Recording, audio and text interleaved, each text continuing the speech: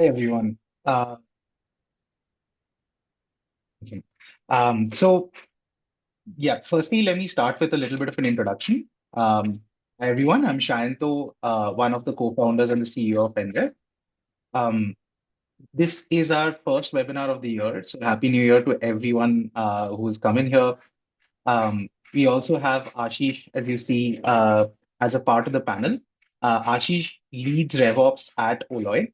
We'll go a little more into the works of Ashish for sure, but before that, some quick housekeeping notes. This webinar is for 45 minutes, not for an hour. So we'll give you 15 minutes time, but I'll also try to stay back in case people have questions. We'll utilize that time for any kind of questions that you might have after the webinar. Um, the second thing is, as you might have already noticed, that the webinar is getting recorded. So we'll try to send you the important parts of the webinar right after, maybe not right after, but after the webinar so that you can reference it, right? Also, there will be certain material that will be shared by Jay here on the chat. So those materials we'll come to as we talk through the agenda of the webinar. And today we'll be talking about the implementation of signal-based selling, and I'll tell you why as well.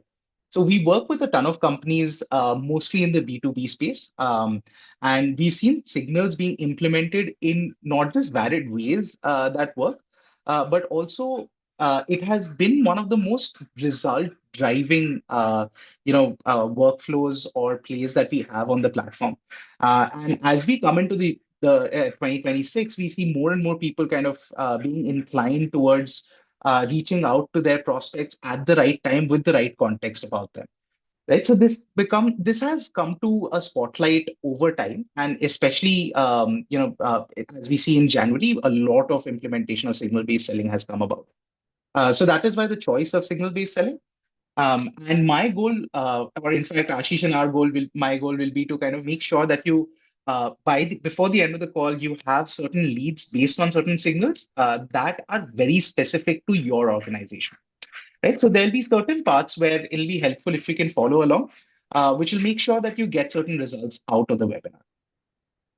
Perfect. That said, let me quickly start sharing my screen. Ashish, before that, if you want to quickly introduce yourself.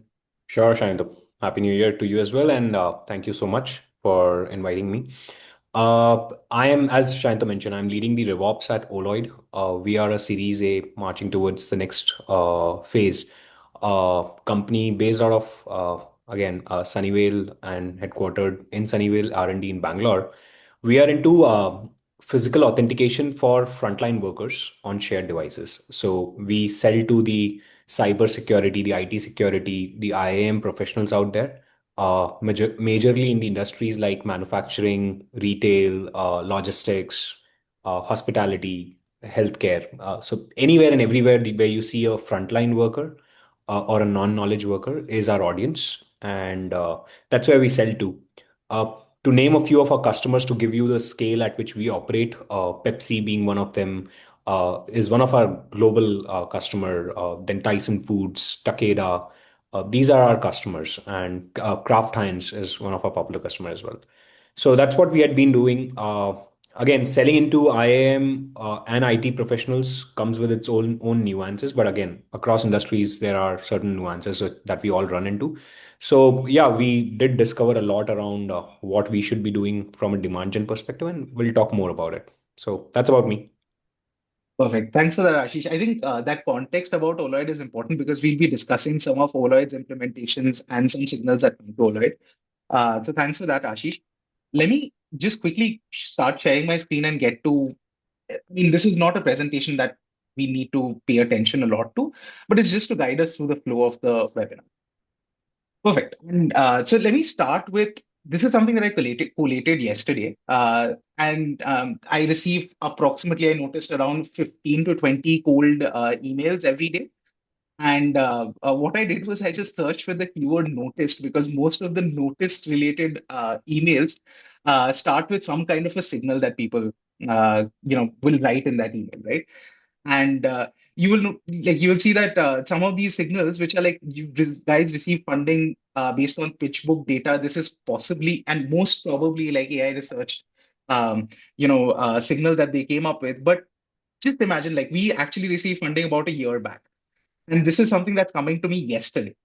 So it's as relevant when you're not at the right time with your signals, right? And even though this might be relevant, it's like the timing matters quite a bit.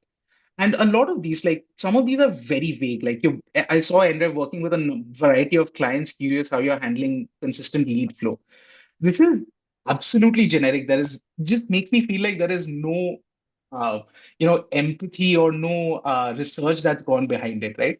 So I'm sure like all of y'all uh, get these emails quickly, like a raise of hands on how many of y'all hate reading these emails would be something that gives us a cue on how much we're intending to kind of get into more personalized, more research that is really helps us write messages that empathize with the person in a certain situation will give me a good clue.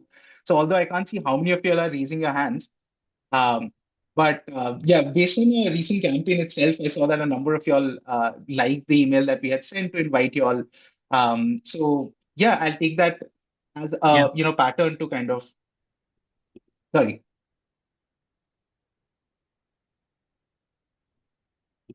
sorry, I thought someone was talking. But anyway, let me move ahead.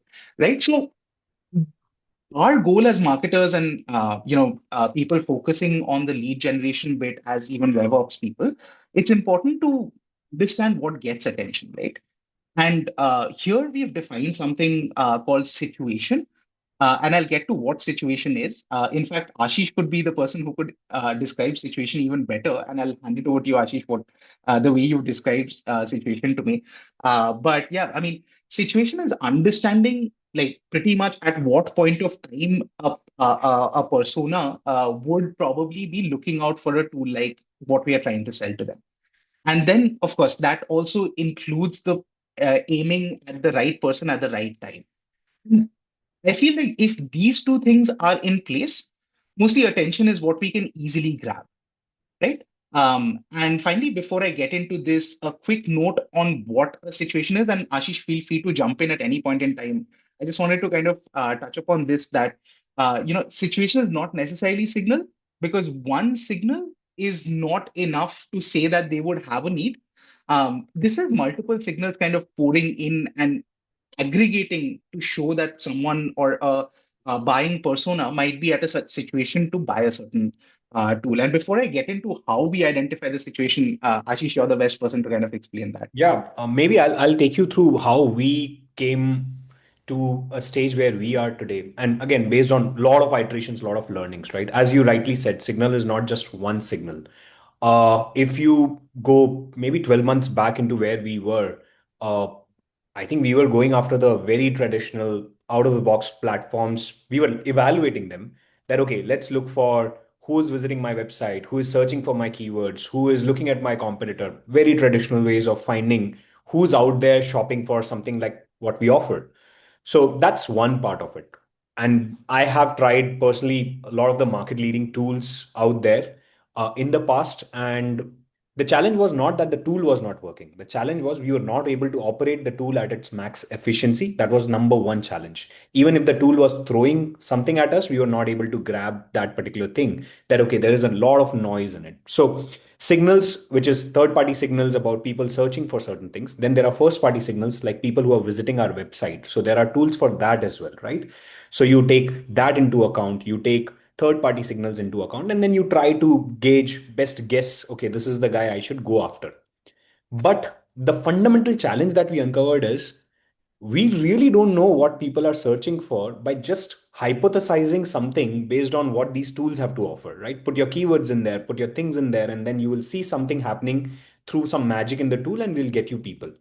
Fundamentally, what we did is, uh, interestingly and unfortunately, we are not supposed to record our calls, right? In our business, because we are selling into cybersecurity, we cannot record our calls. So the truth or the moment of truth is still a black box for me a lot of times. So what I did is, uh, we went through our CRM notes, and interestingly, our CRM is very well populated, unlike a lot of other companies I have worked for. So we took a data dump of entire CRM. of what works and what doesn't work. Closed won versus closed lost, or deals in progress, or in stages where we can still kind of forecast it to be a closure, right? We took that and tried to derive out of it what are people really looking for. And to our surprise, there were a lot of things which were not out of the box in those systems, right? They were not keywords, they were not phrases, they were not competitors. It was completely altogether a different thing. Maybe there were RFPs being put out there. Maybe there were breaches that were happening that caused people to come to us, right? So what we did is we took all those scenarios and situations in which people buy from us, and then, and okay, by the way, how we did it, of course, I could have taken a dump and put it into GPT, but that's where I think our design partnership with you guys came into play, where we gave you some context, very raw data, unstructured, where we asked you, okay, we don't know what works for us. You find out what works for us and tell us a catalog of signals that we can track. So I think someone from your team gave us a list of 50, 60 signals that you can go ahead and track these. Uh, we did that in the first place. I didn't know what works and what doesn't work. So we implemented all 50 of them. And then we got a lot of these everyday notifications coming in Slack. Okay, this is working, this is working. Then after maybe 3 or 4 months, we realized that, okay, there is a lot of noise. So we fixed those signals on the next set of data. Like, okay, let's remove this. Based on the data or what we had on the outbound that we did based on these signals, we fixed it, we iterated on it. And that's how it works. Like, it was not just intent, or it was not just keyword, it was a lot that went behind the scenes to set up these signals. And that has worked for us. We at least have a high quality data now that we work on, at least from an intent perspective or signals perspective. If that answers your question, and maybe we can go into details of, I'll show you around a couple of things that we have built. But yeah, to answer your Yeah. question. I mean, that makes sense, Ashish. I think for a lot of us, luckily, we also have access to our call recordings, which Yeah. gives us a lot of information about, nuanced situations. Again, I'm using that word pretty frequently, but yeah, what is it that makes a person look out for a tool like yours is what you need to understand. But with the help of Oloid, what we've done is we've created this, a high level, a rudimentary playground around it, and I'll show you what it is. So it would be helpful if all of us, by the way, Ashish, there are some questions for you that'll keep coming up. So while I'm talking, if you prefer to answer it, or if Yeah, it's at the that's a end of the great workshop. question, Harsh. And this is one of the classics that you will run into, that how do you remove the noise from the signals to go from generic signals to specific one. First thing, Harsh, we did not put any generic signals in there. First, like prompt, or I won't say prompt, but first instruction from our side to Nrev was not to add these signals, which was hiring signals to be removed, certain which is out of the box, very cliche, or like even my competitors would be doing it. We kind of removed it because we knew for a fact there is no story that I can tie back to that signal and chase this guy, right? So we went very deep into very specific signals which will prompt somebody to open my email or to respond to my own calls. The second one was a field feedback. So in a month or so from the moment we launched signals, we went to our BDRs. Uh, Luckily, we have access to their recordings, but again, challenges of Nooks, I could not export those recordings. So we asked those guys if you could tell us what do you hear, or like kind of see responses when you think when you get like these from the prospects that you're chasing. Interestingly, none of them got ever a response on our generic ones. Like, very rarely they would get something, right? But on the specific one, what happens is if you talk to me about one keyword, not keyword, keyword is wrong, one phrase that is so core to Oloid, my ears would, like, it would ring bells, right? And that gets your attention. And you would hear stories from our BDRs where things which were so deep into their worldview, we started speaking about that. Oh, you are migrating from this Plex software of yours in the next month. How about we solve something like this? Like a very random example, but it kind of rings bells. Like, okay, a BDR randomly calling me knows a very specific pain point that I'll run into potentially. Okay, let me give him another 20 seconds, right? And that's what gets us going. So the signals was very important for us because we could talk their world instead of our world. So that's how we removed noise, Harsh, completely. Uh, and I won't say, okay, let me take that. I won't say completely. We have iterated to another version where we have reduced noise slightly, and we'll go next version as well. Perfect. Also, Rakshit asked around, can you give us some example signals? So I'll get into that, and that gets us to a point where, Jay, if you could, we have this signals gallery, as we call it, which kind of gives you a first level view of non-generic signals that you can start working on based on the industry that you have. So I'll ask Jay to share this sheet. It's a publicly viewable sheet, but it's not comprehensive for sure. I mean, there is no way that without the context of the business, you can be very specific about the signals.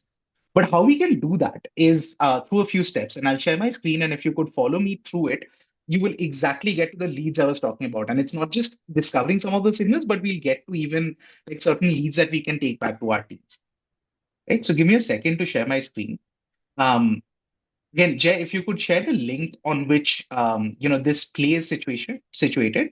So this is a weekly signal feeder, right? And I'll wait for all of you guys to kind of get to this screen. But if we can come here, I'll actually show you how this leads us through mere chat into not just like signal preferences, but also leads based on our current signals. So I'll go step by step. Just let me know, guys, when you reach this page. And I'm guessing, Jay, you've shared the link. Uh, Jay, if you could like share the link with everyone. Yes, I have also shared. I have shared both the links, one for the signals gallery and second for the weekly signal feeder. Perfect. Yeah. I mean, the one will be a Google Sheet link, but the other will be an NREV link. You can come in here, you will start, we'll start figuring out our specific signals and get to certain results also. This takes a little bit to run. So while this runs, we'll get into Ashish's implementation of signals. Jay, where have you shared it? I don't see it. Yeah, even I don't see it there.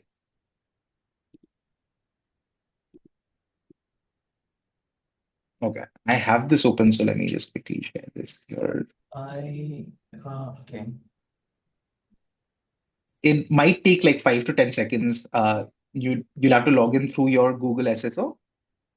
Then we'll get to this page.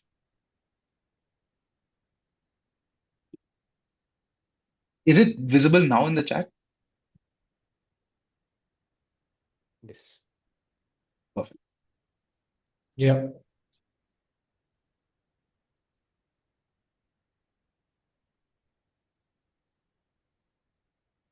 Okay. Rishabh is saying requested source doesn't exist. Okay. Rishabh, can you just get into this first?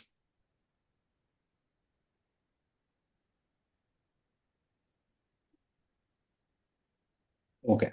So Shahrukh, Soumya, in case you're unable, maybe Rishabh's solution might work. If you try to refresh the page, you might land on it. Or you could try getting into app.nref.ai, and then once you log in, you can try the same link.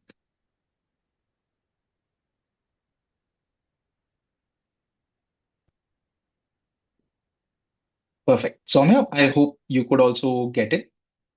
Shahrukh did.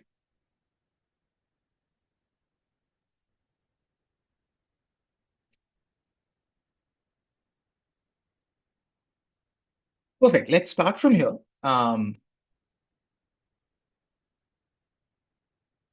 Yeah. So once we land on this page, let's get into let's start using the play. Right. This is play is basically a pre-built out workflow. So you don't need to worry about anything on the workflow side of things. Um, and once we land on this, there'll be two things you will realize. One is your ICP definition. So in case you want to change this, for example, I had already done this for Axel data, came on the top of my list. And I think Tej here is also a part of Axel data and would love to kind of validate some of these things that we are getting here based on your input stage. So I'll just put in, let's say, Axel data, as far as I remember from my research, tracks company size 1,000 plus, right? And let's just keep it to that. Yeah, thank you. Yeah, that looks good, Tej. Yeah, that looks good. Great. Thank you. Perfect. And then you can just click on start. Now here you will notice that it just starts, or you will just have the two options in case you already have a workflow that is established. I already have this workflow established, hence I get an option, but let's just go for demo run. When we proceed with this will ask you for a little bit of a description about your offering. So I had this for Axel data. I just pasted it here. And once I did that, right, and I would encourage you to kind of just copy it from somewhere and paste it, it'll go through a whole set of steps in the workflow and collect all the signals.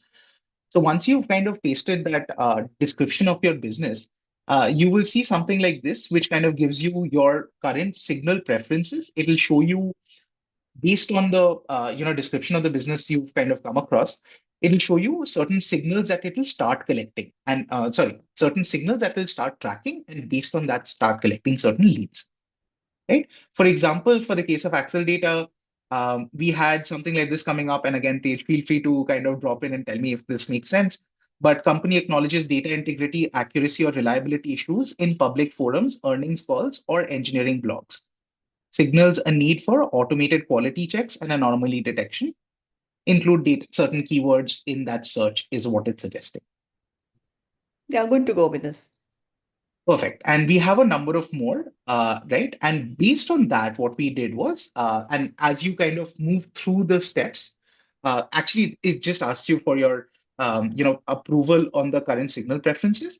And once you just approve that, um, it'll it'll take some time, but before the end of the call, for sure, we'll get to certain leads, right? And in leads, you will actually notice when we go towards the like sixth or seventh column, the lead will come in here, and then there'll be a signal description. So it says specifically that the company acknowledges data integrity, accuracy, or reliability issues in public forums. It'll give you, sorry, this was the signal description, my bad. The detailed signal comes in here. Status page reported events processing delays caused gaps in event streams, widgets monitored, monitors.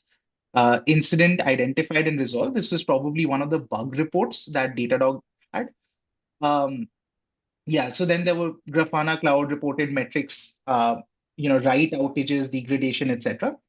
Uh, Again, happy to get your feedback, Tej, but this time let's, if you could put it on the chat, and we'll move on to something that Ashish has done. This is fairly rudimentary. I wouldn't say it'll capture like the exact data signals. We need to work on the signals a little bit, and then it starts capturing certain leads that Ashish will be showing us. Ashish, if you have the Slack channel ready or the presentation, we could get into those. But guys, in the meanwhile, if you're going facing any trouble while going through this playground as we have set it up for you, let me know. We will help you out in that. Sure. So Would you? Yeah. yeah, You, I'm sharing it. Just give me 1 second. perfect.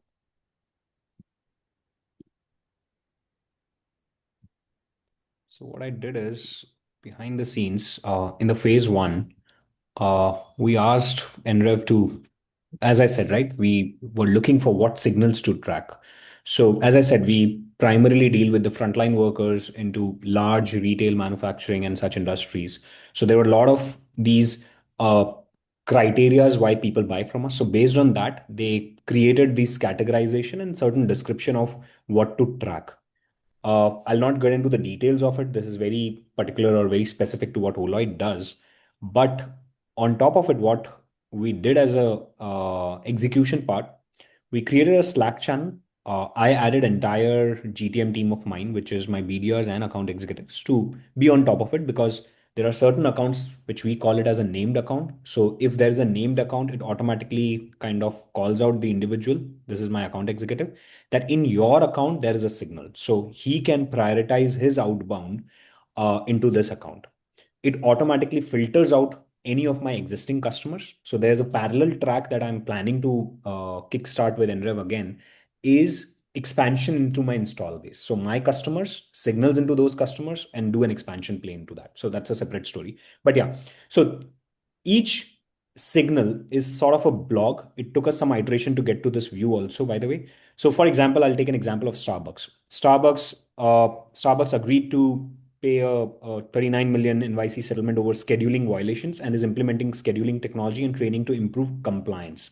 So clearly, with this payment for 39 million as a settlement that they are doing, they are laser focused on compliance as an issue, right? And it's a pretty much a beautiful lead for us with multi-thousand employees frontline. You all know Starbucks very well. So what do we do after this? This is just a signal. So in phase one, we were just getting signals.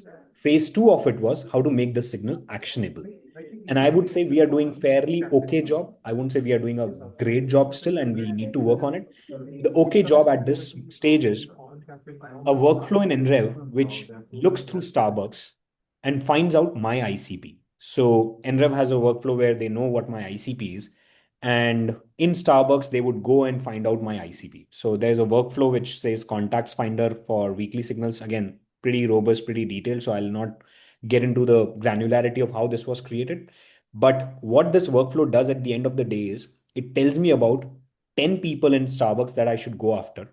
And not just that, it takes that signal, the compliance thing that we just talked about, as an input and throws an output as certain talking points for my BDRs and an email as well. So let me take an example of the Starbucks thing. So this is Apollo.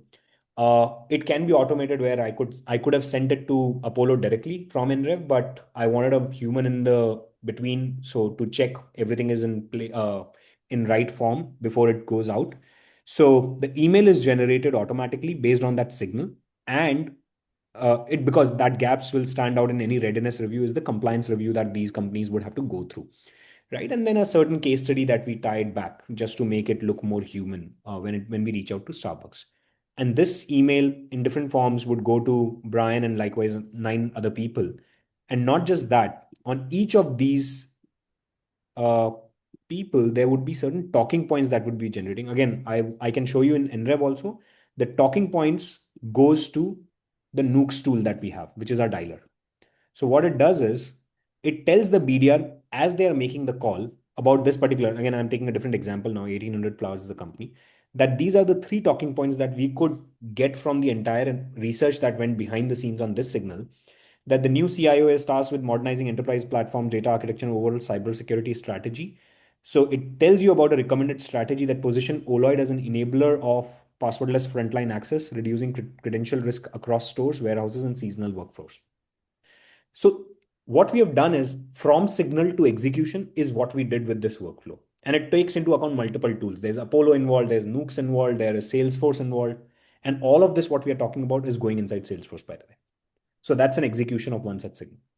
So we get such signals across the board. Like we get a weekly signal dump every week, Monday or Tuesday. I don't know what's the day. They push out these signals and we act on those signals.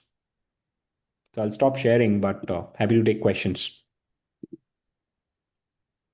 Yep, guys. So we have Ashish actually deploying this and using this actively. So if you have any questions on the implementation bit, that's something that we could go through. Also, another thing that Ashish has done is, so I was actually going to come to this. So, I mean, signals make no sense without them becoming actionable, right? And a lot of us might have very different ways to implement it. I think Ashish has gone through this a number of times as to what works. So, of course, some of these, like, of course, from situation to finding the target personas and creating a message that empathizes is important. But then I think there are a number of things. So, for example, we can route to the right BDR or AE, but we could also otherwise create something like an instantly campaign, or maybe just have something. I mean, we could have a research about the person in the middle, which Ashish has also done. So there are a number of steps that we go through to create this, or iterations that we go through to specifically create this for what works for our organizations. And that's something that we can definitely have questions to Ashish to ask, answer through some of the maybe roadblocks that you already faced, Ashish, or we already have certain questions. So to question from Kiki, I'll just add to it one thing. If you would have noticed in the Apollo sequence, and this is very generic around any outbound campaign, right? It's not just emails. It'll be accompanied with your LinkedIn ads. It will be accompanied with your LinkedIn activity. It'll be accompanied with your cold calls as well. What we are just doing is we are reprioritizing our entire outbound effort based on these signals. So I have a list of outbounds to go after. Who should I go after today is what matters, right? So what we do is we insert these signals right after our inbound leads, right? So inbound is the topmost priority any day, right? Somebody was reached out directly by filling a form. But the next insert that we have in our BDR's priority list is the outbound signals. That somebody signals, I don't classify signals RB2B or the website visitors as a different signal altogether. That's also a signal for me. This signal plus the signals that we are doing on NREV combined together becomes the second priority for my BDRs to go after, in which we are kind of bifurcating the AE named accounts, which is the account executive needs to go after versus the BDRs to go after. So that bifurcation manually would have taken a lot of time. So we have just done it with the workflow now.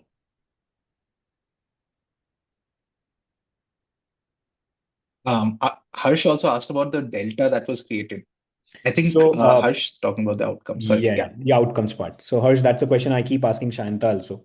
That let's objectify it, and that's how we will commercialize our agreements with NREF. But jokes apart, Harsh, what we have seen is it's one touch point. I have seen signals where it had led to one of the closures also, but that was not just because of the signals. What it did is that signal prompted us to just reach out to that individual at the right time.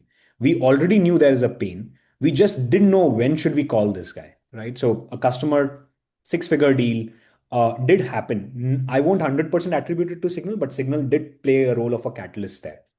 In other world, signals do contribute to our regular demand gen motion. It's the contacts that we are going after, and the feedback that I get from the field is these are the right contact, these are the right ICPs that we are going after. Maybe we're not hitting the mark at the right time in terms of the calling or the email deliverability. You know the issues around all of that. So we are trying a parallel track of LinkedIn now. So too early to for us to say that okay, signals have contributed to X revenue, but yeah, it is definitely leading in the right direction, and hence we are continuing to contribute into that.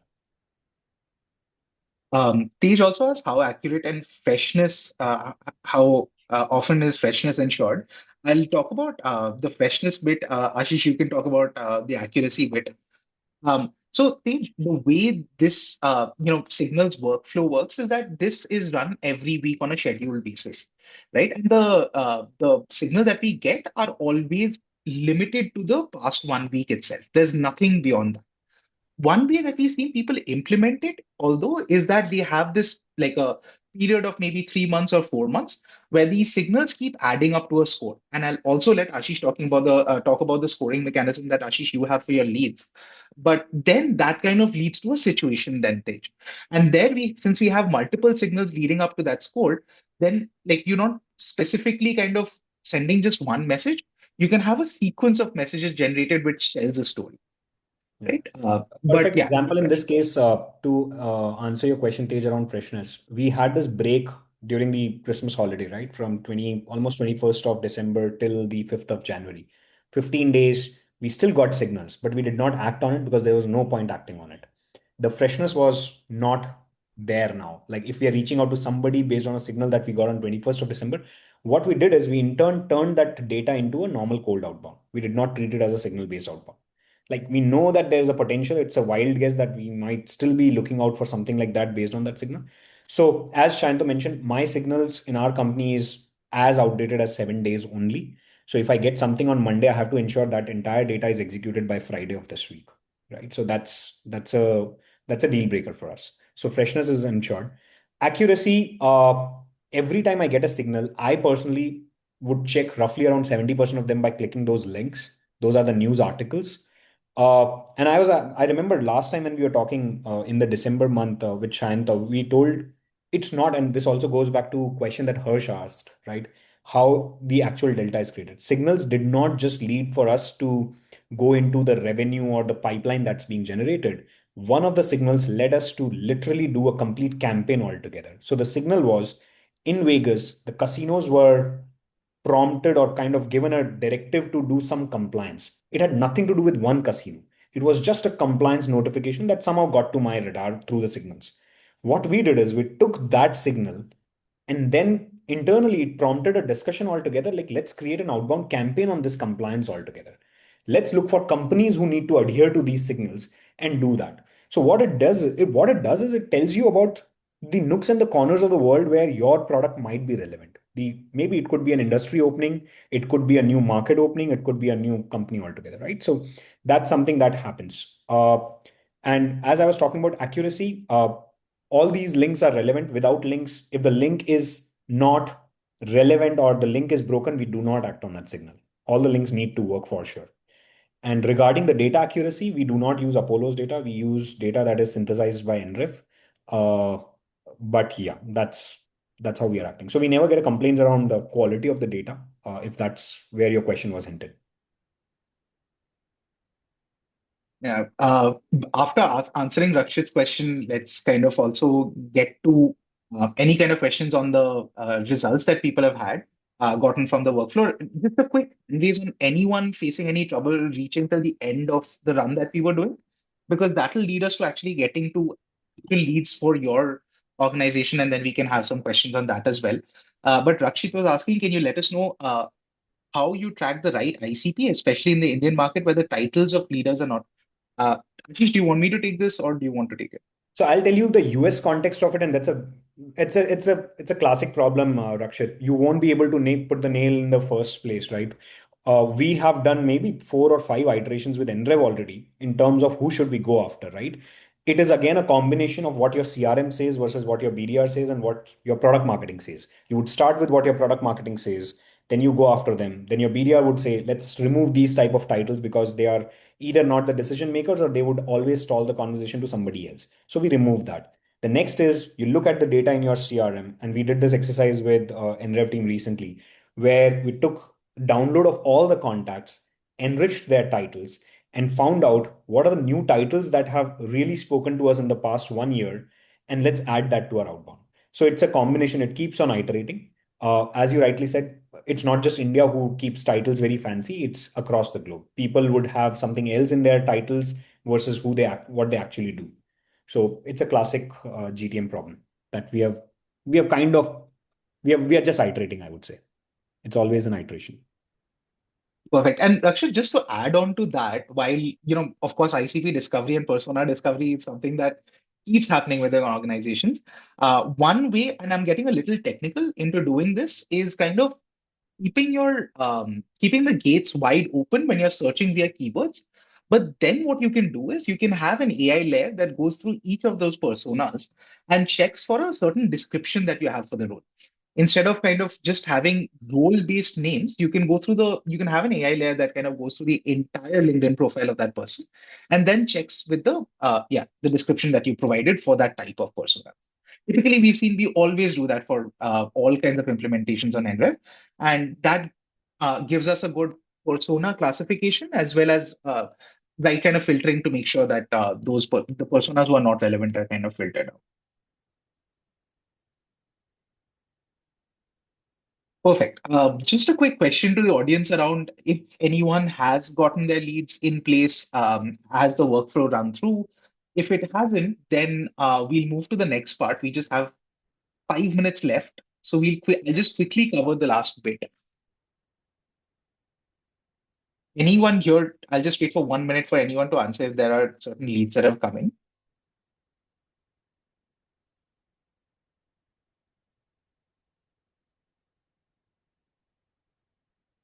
Perfect. If not, then if you have any problem with the workflow, please feel free to drop me a note or just wait for another 4 minutes. We'll end the call and we'll have a round of question and answering. But in case it's gone through, even if you have certain feedback, would be happy to kind of get to that. Right. Towards the end of the call, Ashish, just one last question on the part, and I think this is a very important part where the someone asked about the delta itself. I think Harsh himself asked about the delta. But quickly trying to compare the two things, right? And this is something that I wanted to get your feedback on. One is to start with a list of companies and then kind of doing outbound on that, right? And then the other is kind of getting signals and then kind of trying to understand what is the right time or getting in at the right time to get to the signals. How do you see this, Ashish, in your mind, kind of evolving in the future of like at least in 2026? Either do you think you'll combine these, or do you think like you'll focus on either one a little more, or have a different strategy towards these? Because I know Oloid has a lot of named accounts as well. Yeah. Yeah.